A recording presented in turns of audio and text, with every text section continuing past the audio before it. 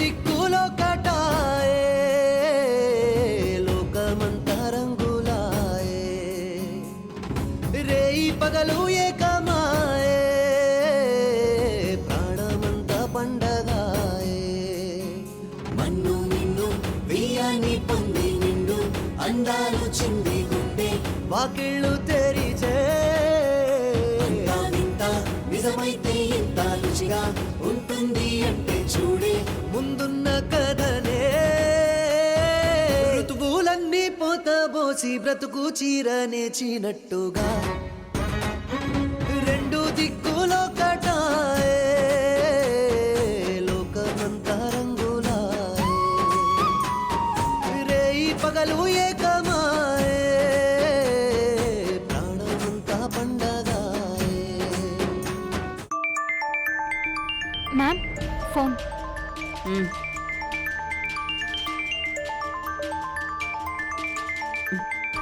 అక్క ఫోన్ చేస్తుంది. మ్యామ్ ఫోనా? మేడంకి డాడీ గురించి తెలిస్తే అంత దూరం నుండి ఇక్కడికి రాలేక అక్కడ ప్రశాంతంగా ఉండలేక బాధపడుతుంది పిన్ని. చెప్పక్క. మార్నింగ్ మెసేజ్ చేశాను. Is everything fine? అక్కడ అందరూ బాగున్నారా? ఇక్కడ వద్దు పిన్ని, ప్లీజ్. ఇక్కడ అందరూ బానే ఉన్నారక్క. Everything is fine. చెప్పు శాంభవి, ఇంకా అక్కడ విశేషాలేంటి? ఏం లేదక్క. కొద్ది రోజులు మన ఇంటికి వెళ్దాం అనుకుంటున్నాను. ఒకసారి వెళ్ళమని నేనే చెప్దాం అనుకుంటున్నాను. నేను ఎప్పటి నుంచో పిల్లలు ఎలా ఉన్నారో ఏం చేస్తున్నారో అని ఆలోచిస్తున్నాను. వీలుంటే నువ్వు కొద్ది రోజులు అక్కడే ఉంటే నాకు కొంచెం మనసుకి ధైర్యంగా ఉంటుంది. తప్పకుండా వెళ్తానక్క. నువ్వేం టెన్షన్ పడకు. నువ్వు వచ్చేసరికి ఉన్న సమస్య లేకుండా చేస్తాను. Thank you very much Shambhavi. Bye. అన్నిటికన్నా ముందు ఈ ఫ్యామిలీకి ఆ సరస్సు ప్రాబ్లం లేకుండా చేస్తాను. అవునవును, నువ్వు చెప్పిందే కరెక్ట్. ఆగమ్మా, ఎక్కడికి? మా నాన్నగారిని కలవాలండి. సిఐ గారు ఉన్నారు, ఎవరిని కలవకూడదు, వెళ్ళిపో. ఎక్కువసేపు ఉండనండి. మా నాన్నగారికి అమ్మవారి తీర్థం ఇచ్చి వచ్చేస్తానండి. నిన్ను పంపిస్తే సిఐ గారు కోప్పడతారమ్మా. ఒక్కసారి మాట్లాడి వచ్చేస్తానండి. కావాలంటే సిఐ గారిని నేను వెళ్ళి అడుగుతానండి. సరే, వెళ్ళి తొందరగా వచ్చే. ఆ.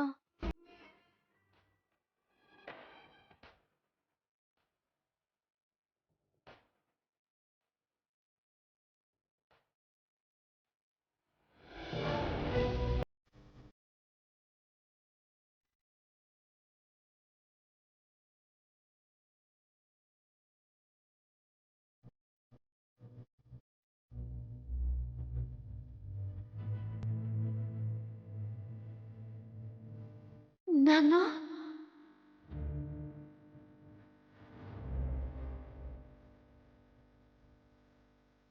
నాన్న, మళ్ళీ ఎందుకొచ్చావు? నాన్నని చూడ్డానికి కారణం అక్కర్లేదు కదా నాన్న. నాకు పెళ్ళయింది నాన్న.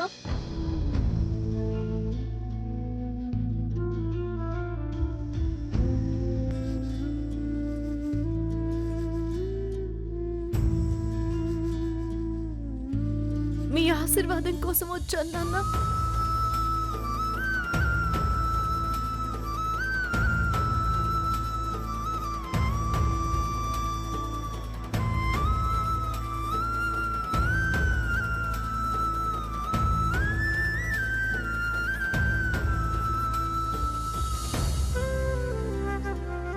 దీర్ఘ సుమంగళి భవ.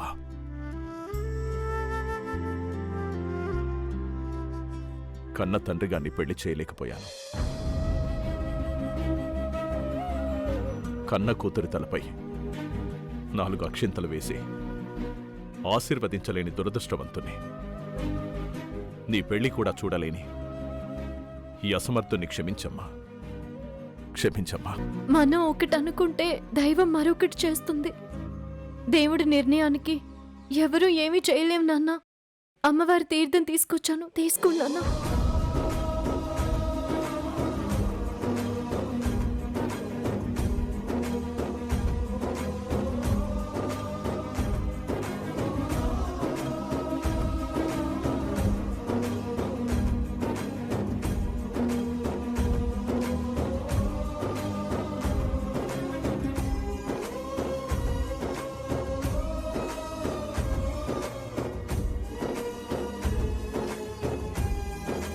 ఈ అమ్మవారి బొట్టు పెట్టగానే పెద్దయ్య గారు కోలుకున్నారు.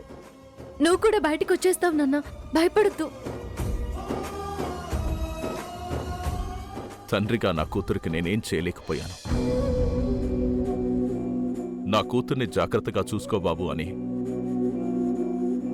అల్లుడికి అప్పగింతలు కూడా చేయలేకపోయాను.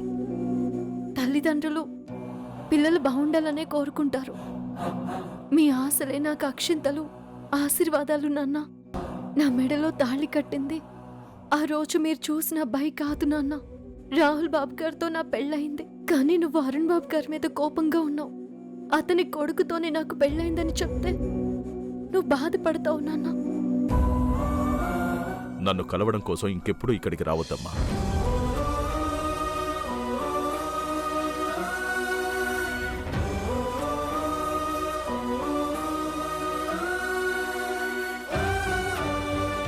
చెల్లిని జాగ్రత్తగా చూసుకోమ్మా.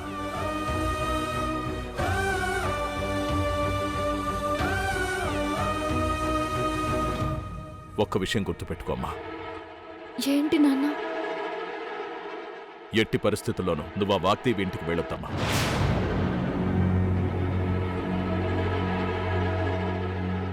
వాళ్ల నీడ కూడా నీ మీద నీ భర్త మీద పడకూడదమ్మా.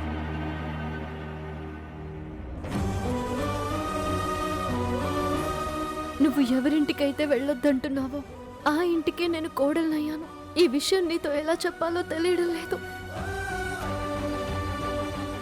నేను పెళ్లి చేసుకున్నది ఆ వాగ్దేవమ్మ కొడుకునే అన్న విషయం మీరు బయటికి వచ్చాకైనా తెలుస్తుంది.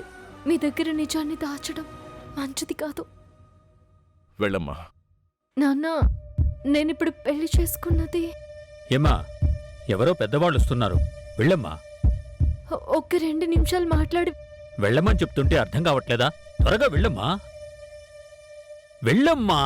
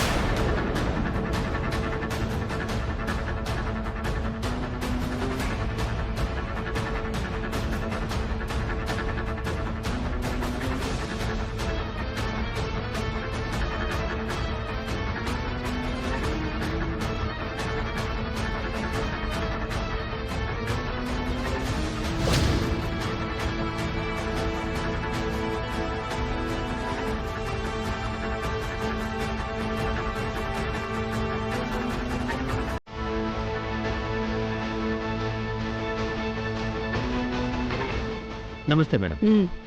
ఎవడు వాడు? వాడే మేడం.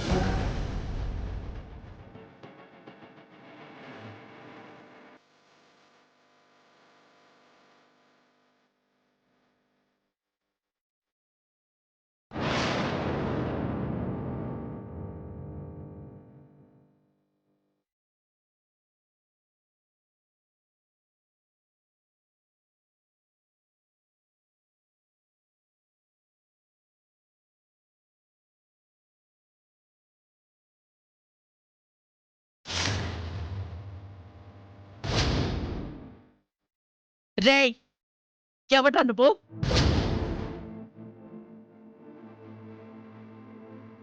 మా బావనే డబ్బు కోసం చంపాలని చూస్తావా? You idiot!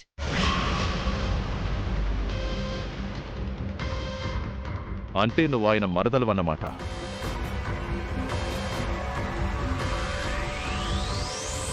మర్యాద లేకుండా రేగి అంటున్నావేంటి? రేయ్,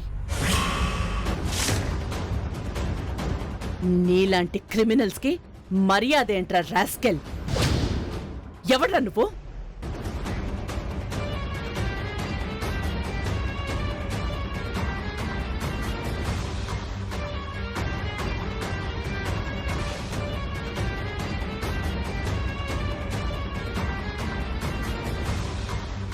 ఏయ్ నిన్నే ఎవరన్నా అడిగితే మాట్లాడవేంట్రా?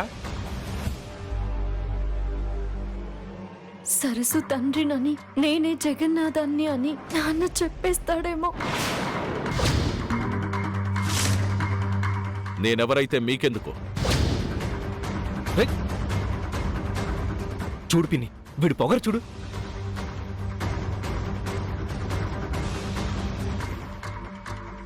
పొగరున్నది నాకు కాదు. పొగరు, అహంకారం, స్వార్థం అన్నీ మీ డబ్బున్న వాళ్ళకే. ఏయ్! రేయ్, పిచ్చి పిచ్చిగా మాట్లాడేవంటే నాలుక కోసేస్తా. చెప్పాను కదా మీ డబ్బున్న వాళ్ళకి పొగరెక్కువని. డబ్బుతో ఏదైనా చేయగలం, ఎవరినైనా శాసించగలం అనుకునే అహంకారం ఇది.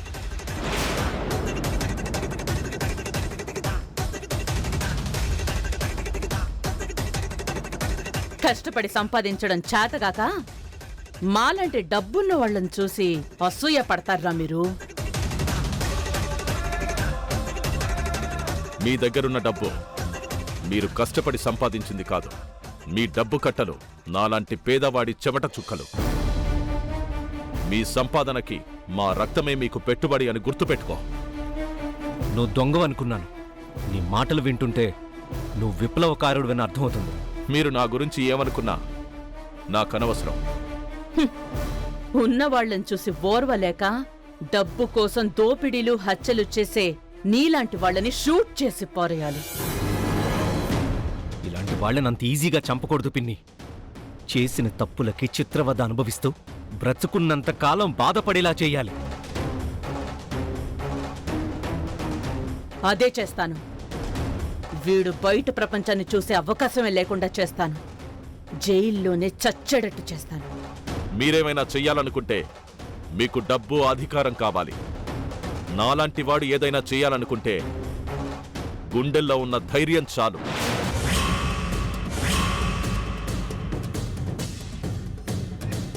ఏంట్రా ఏంట్రా ధైర్యం గురించి మాట్లాడుతున్నావు? పోలీసులు నిన్ను అరెస్ట్ చేసి లోపలేశారు కాబట్టి బతికిపోయావు. లేకపోతే మా నాన్నను చంపాలనుకున్నందుకు నేనే నిన్ను చంపేసేవాణ్ణి. నమ్మి మోసపోయినవాడు, జీవితంలో ఓడిపోయినవాడు చావుకి భయపడ్డు, చంపడానికి కూడా భయపడ్డని తెలుసుకో. రాయ్ ఏంట్రా ఎక్కువ మాట్లాడుతున్నావు? రాహుల్,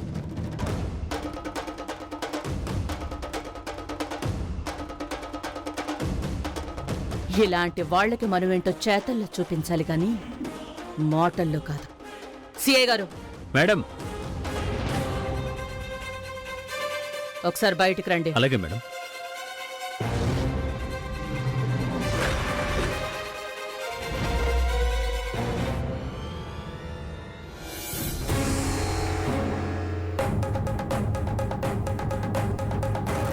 సిఐ గారు, వాడు మళ్ళీ బయటికి రాకూడదు. మా లాయర్ మీతో మాట్లాడతారు.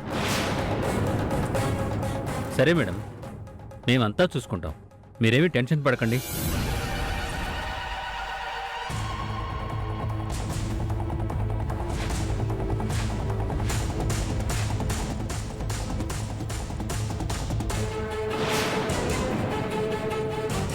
Okay madam.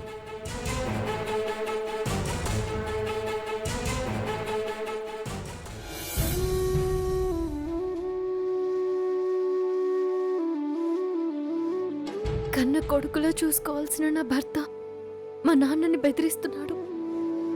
అల్లుడి క్షేమం కోరాల్సిన మా నాన్న నా భర్తతోనే విరోధం పెట్టుకున్నాడు. నా భర్తకి ఎలా నిజం చెప్పాలో, నాన్నని ఎలా విడిపించుకోవాలో తెలియడం లేదు.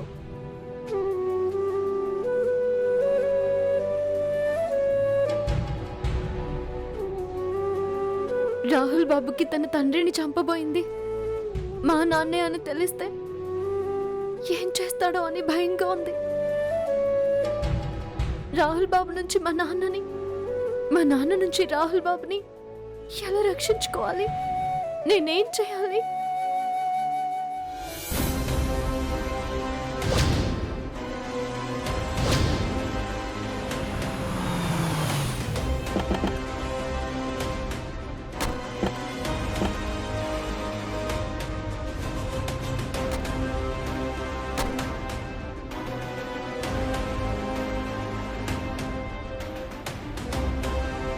సరస్సు వెళ్లకుండా ఇంకా హాస్పిటల్లోనే ఉంటే ఇప్పుడు చాలా పెద్ద ప్రాబ్లం అయిపోతుంది.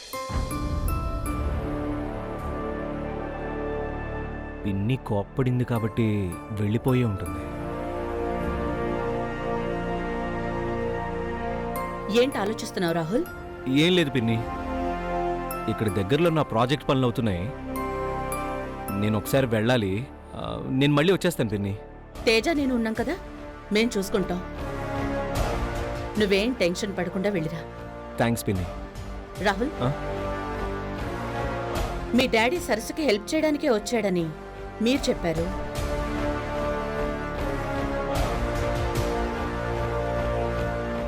ఆ సరస్సు గురించి నీకేమైనా తెలుసా?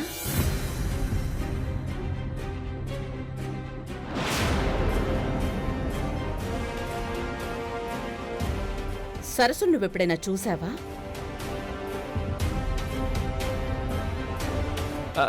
సరస్సు గురించి నాకేం తెలియదు పిన్ని. సరస్సు నేను ఎప్పుడు చూడలేదు.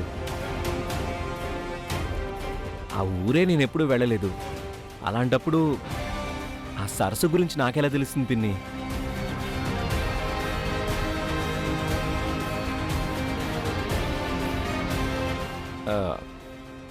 అసలు ఆ సరస్సు గురించి ఎందుకు అడుగుతున్నావు పిన్ని? ఒక్కసారి దాన్ని నేను చూడాలి.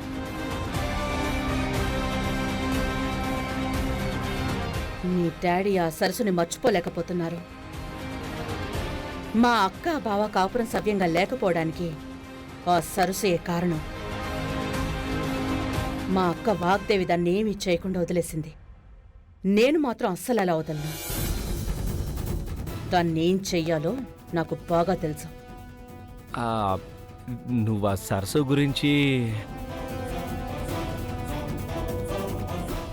పిన్ని, డాడీ దగ్గర అన్నయ్య ఒక్కడే ఉన్నాడు.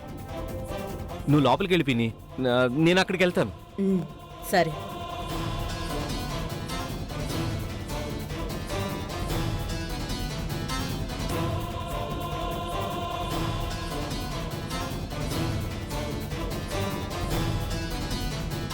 సరస్సు ఏంటి? రా. రాహుల్ బాబు, ఏమైంది రాహుల్ బాబు?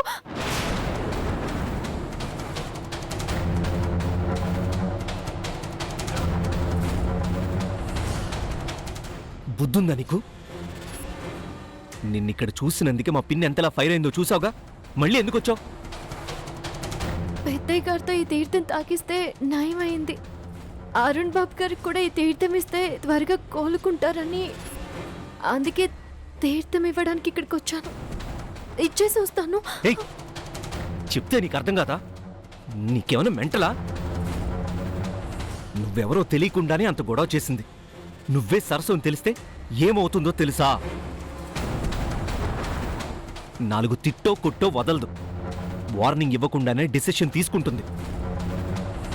మా పిన్ని మా అమ్మ కన్నా డేంజర్. అవసరమైతే ప్రాణాలు తీయడానికి కూడా వెనకాడదు. అర్థమైందా?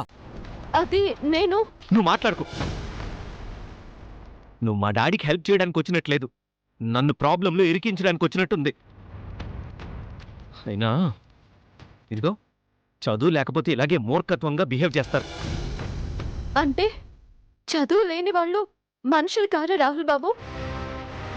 చదువు లేనంత మాత్రాన మనసు ప్రేమ లాంటివేమీ లేవనుకుంటున్నారా?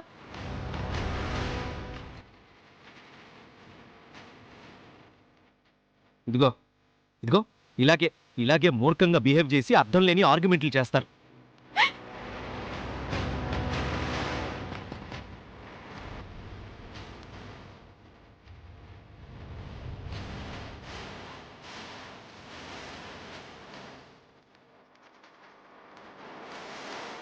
చూడు, అనుకోని పరిస్థితుల్లో నీ మెడలో నేను తాళి కట్టాల్సి వచ్చింది. తెలుసో తెలియకో ఇప్పుడు నీ జీవితం నా జీవితంతో ముడిపడి ఉంది. మనం ఏం మిస్టేక్ చేసినా నీ లైఫ్ నా లైఫ్ ఇద్దరివి రిస్క్లో పడతాయి. అర్థం చేసుకో ప్లీజ్. రా వెళ్దాం.